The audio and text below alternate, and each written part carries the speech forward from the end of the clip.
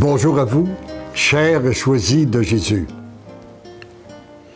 Le message d'aujourd'hui a été écrit le 4 juillet 1999, soit à peine 3 mois après l'apparition du premier volume, où j'avais reçu des demandes de gens qui me disaient « on aimerait pouvoir se regrouper, partager ensemble, de quelle façon pouvons-nous nous regrouper pour vivre davantage de ces messages. » Alors, je faisais cette prière-là par les mains du Seigneur Jésus, par l'intercession de Maman Marie, en communion avec les saints et saintes du ciel et de la terre, accompagnés des saints anges.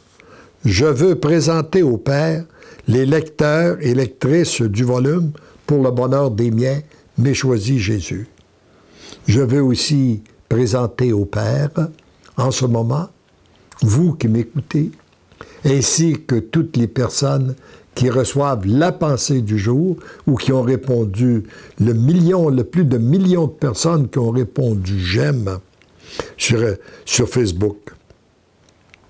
Alors, ces personnes qui sentent le besoin de partager et d'approfondir avec d'autres ce qu'ils ont appris à travers cette lecture et de recevoir les autres le fruit de leur réflexion.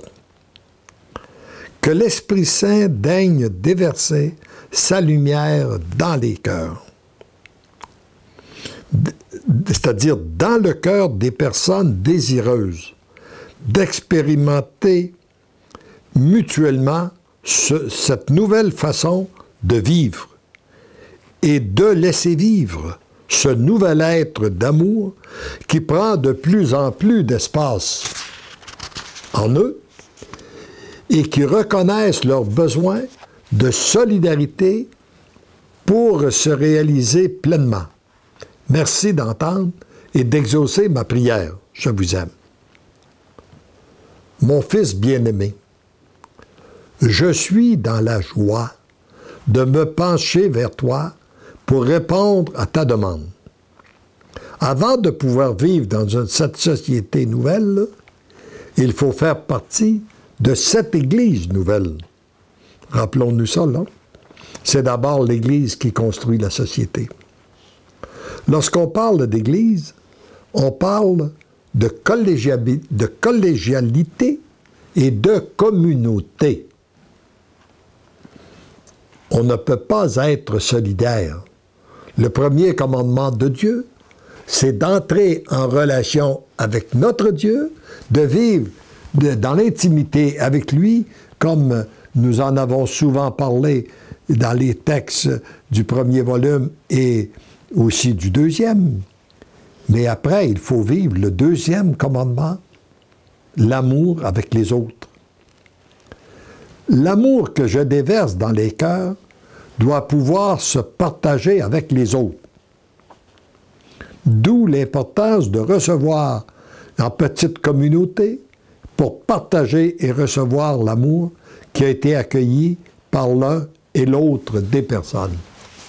Et il semble que plus j'accueille l'amour du Père, plus je lui permets de passer à travers moi pour rejoindre les autres, eh bien, plus je suis purifié, plus j'en accueille, plus j'en donne, plus je peux en recevoir.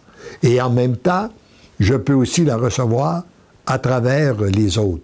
Je m'ouvre à cette dimension-là, ce qui fait, et je retourne ce que je reçois en grâce et en action de Dieu, en louange, ce qui fait un circuit complet de l'amour de Dieu.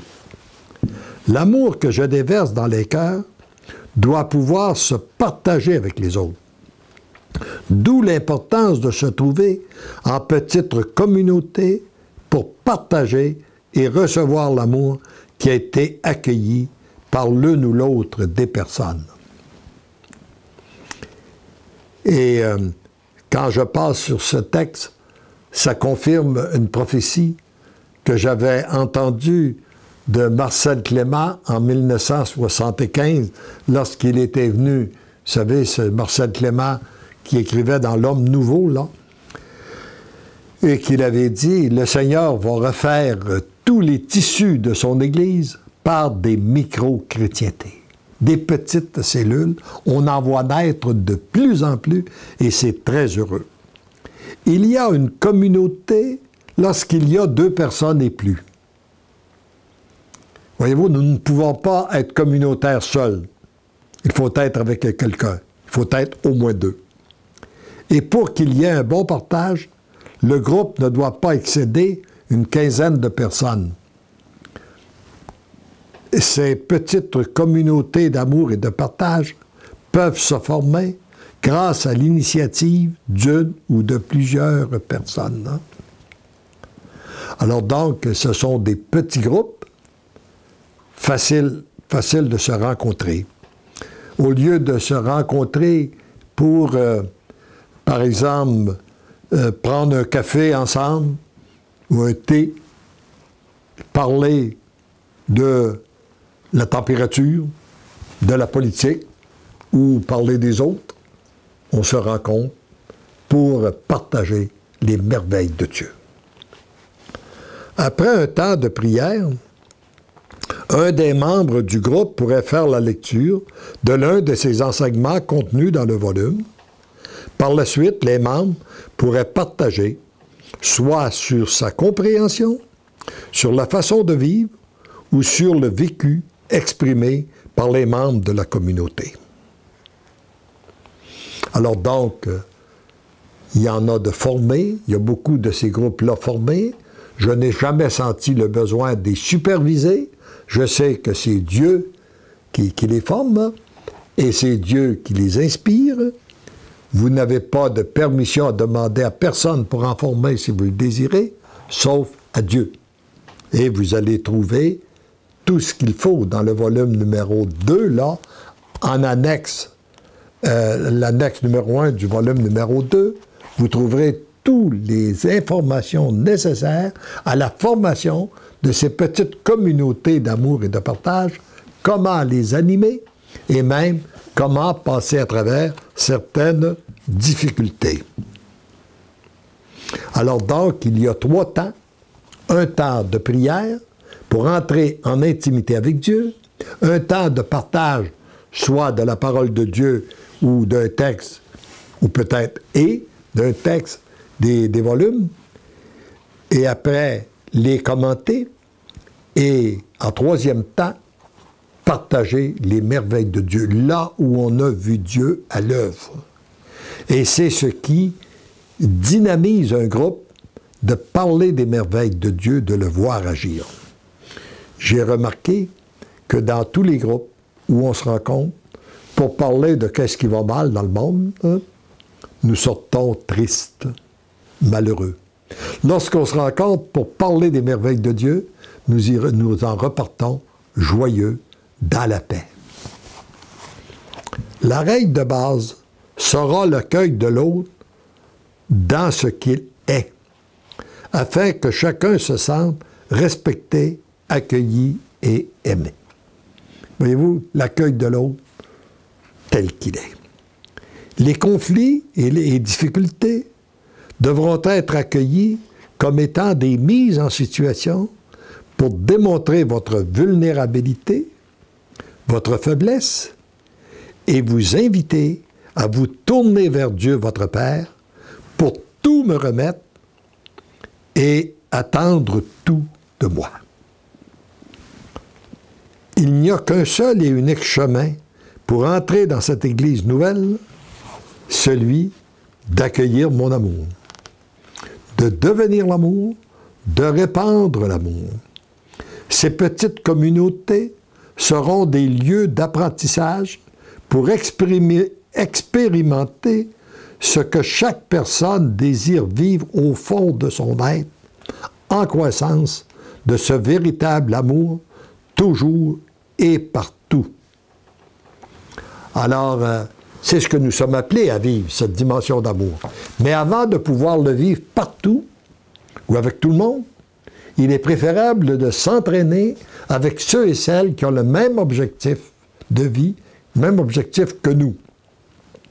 Alors, c'est pour cela que ces petites communautés d'amour existent. Ça doit être formé d'une façon le plus naturelle possible avec les gens qui sont près de vous. Ça peut être les gens de votre localité, de votre village, de votre maison, de vos entourages, pour se rencontrer, pour qu'ensemble, que nous puissions devenir des êtres d'amour et d'être capables de le vivre avec tous les autres. Soyez sans crainte, donnez votre consentement et l'amour se charge de tout. Recevez mon baiser de tendresse et d'amour. Votre Père, ton Père. Heureux sommes-nous de découvrir, et j'en profite pour rendre grâce à Dieu pour toutes les merveilles qu'il a accomplies à travers ces petites communautés d'amour-là. Et pour les merveilles qu'il accomplit aussi en ce moment et qu'il va accomplir dans le futur. Et j'ai tellement reçu des beaux témoignages. Si vous en doutez, allez sur notre site Internet, lisez les témoignages reçus. Ensemble, rendons grâce à Dieu, notre Père, pour être témoin de son agir. Amen.